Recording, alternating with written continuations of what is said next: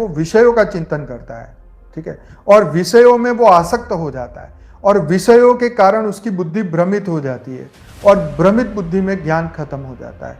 उसका काम, क्रोध, लोभ, मोह इतना बढ़ जाता है कि अपनी स्वयं की आइडेंटिटी को वो भूल जाता है।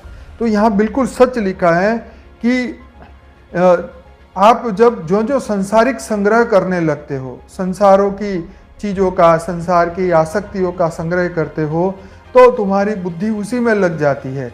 क्यों? तो कलेश बढ़ते हैं, कामनाएं बढ़ती है। कामनाओं का तो कारण ही है, कामनाएं एक अग्नि की तरह है। एक कामना की, उसके पीछे पीछे हजारों कामना पैदा हुई।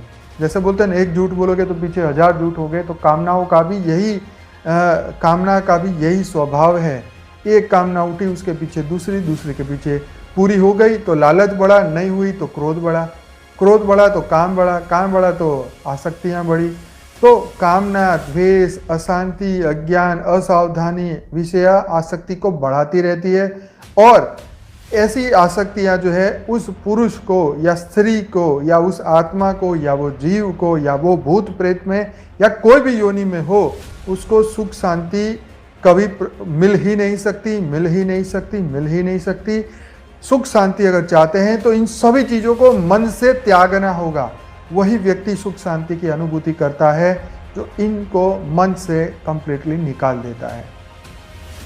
यही तो पुरुषार्थ है। अपने मन को इन सभी से मुक्त रखना ही तो पुरुषार्थ है। अपने मन को हाथ में, कंट्रोल में, अपनी मुट्ठी में कंट्रोल करना। जैसे वो कहता है ना, मुझे आत्मज्ञान चाहिए घोड़े पे बैठते के टाइम, उतने समय में आत्मज्ञान करा दो तो मैं तुम्हें बहुत बड़ा खजाना दे दूंगा। तो उसी लिए तुम्हें पात्र बनना होगा, अहंकार को त्याग करना होगा, मन को मुट्ठी में रखना होगा।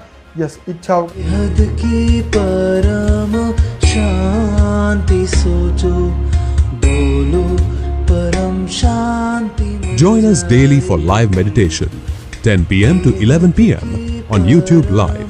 Subscribe now. Website www.paramshanti.org. Email us anant@paramshanti.org. Like, share, subscribe. Join today. बेहद की परम शांति सोचो।